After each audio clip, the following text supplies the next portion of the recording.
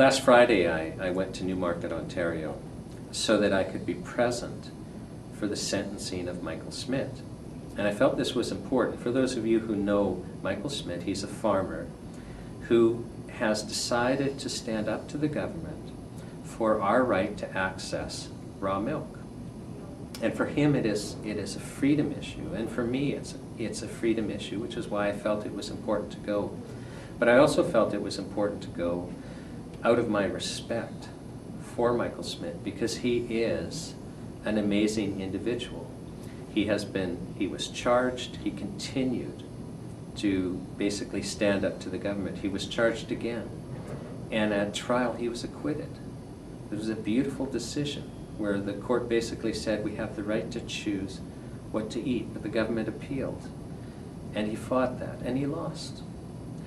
And then he went on a hunger strike for 37 days, which is a level of commitment that almost none of us are willing to do on a principle, a freedom principle. But he did that to draw attention and to get the Premier of Ontario to sit down with him and have a discussion about the issue.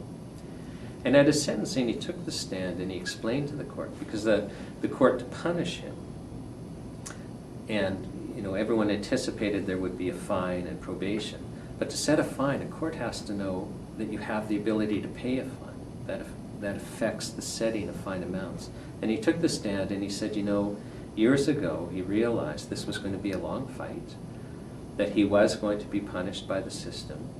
And so he made a decision to basically follow Gandhi's example, and he gave away all of his assets. He has no assets, he has no income, because he's trying to put himself in a position where basically he can continue to advocate for our freedom. And I have to say, I was incredibly inspired by his example, because we are at a stage where we are losing our freedoms, and we need those Michael Schmidts of the world to inspire us to stand up and make a difference ourselves.